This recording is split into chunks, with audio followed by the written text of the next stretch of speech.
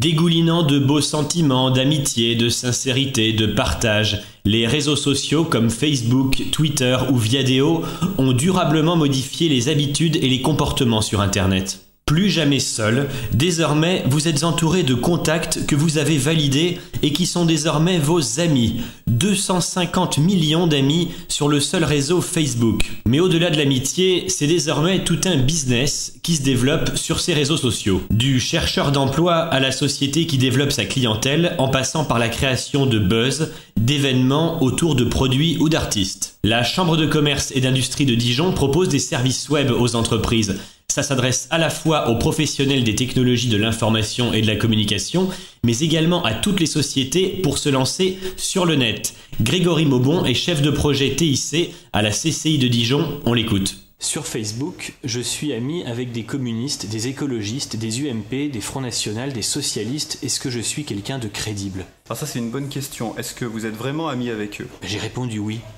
Ah, il faudrait peut-être choisir un petit peu ses amis Facebook.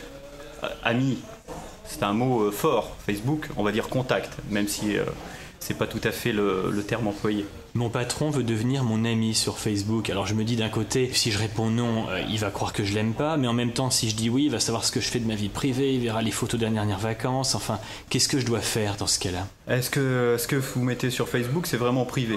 Mettre des photos de vacances sur Facebook en les publiant auprès du monde entier, est-ce que c'est vraiment de la vie privée? Il saura ce que je fais dans mon temps libre. C'est une excellente opportunité. Il va vous dire, tiens, vous êtes passionné par cette activité, ça tombe bien, on a un nouveau projet dans l'entreprise dont c'est le cœur du sujet. Allez, c'est parti. Je suis industriel, je fabrique des pneus. Et alors, vous savez, sur mon interface web, les gens peuvent laisser des posts, des messages. Et il y a pas mal de gens en ce moment qui racontent que mes pneus sont trop chers, qu'ils s'usent trop vite et que ça tient pas la route. Est-ce que je ferme mon site web? Alors, est-ce que vos pneus sont trop chers? Est-ce qu'ils s'usent trop vite? Et est-ce qu'ils tiennent pas la route? On a comparé à la concurrence, on a l'impression que c'est pareil. Mais alors, il y a une pluie de messages. Eh ben alors répondez. On a fait des tests, on a vu quel est le problème réel. Venez visiter l'usine, venez visiter l'entreprise, venez nous voir. Pour être sur un réseau social, quand on a une entreprise, il faut l'entretenir tous les jours. Et franchement, on n'a pas le temps de passer 1 heure par jour avec une fenêtre ouverte sur notre ordinateur et Facebook et Twitter et Viadeo. Comment on peut faire pour arriver quand même à exister sur ces réseaux sociaux quand on a autre chose à faire? Alors peut-être qu'il faut déjà cibler un petit peu les réseaux où vous voulez être.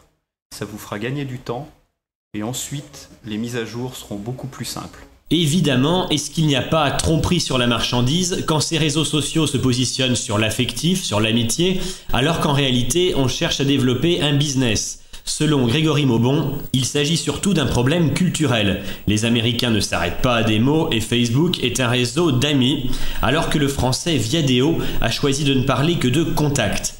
Difficile également de ne faire que du business sur ces réseaux sociaux, car la valeur ajoutée réside surtout dans la création de relations privilégiées. Est-ce que vous connaissez cet homme? C'est Kevin Colvin, un Américain employé dans une banque à Londres.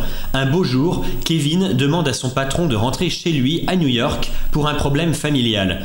Seulement, Kevin était rentré aux USA pour fêter Halloween. Un collègue le découvre sur Facebook avec notamment cette belle photo. Kevin est dénoncé puis licencié. En France, on n'a pas encore de jurisprudence impliquant des infos ou des photos divulguées sur des réseaux sociaux et théoriquement, ces éléments relèvent de la protection de la vie privée. Un employeur ne peut donc prendre aucune sanction contre un salarié pour une cause tirée de sa vie privée. Mais les réseaux sociaux tels Facebook sont un lieu à la fois privé et ouvert au public. Tout est donc imaginable, soyez prudents.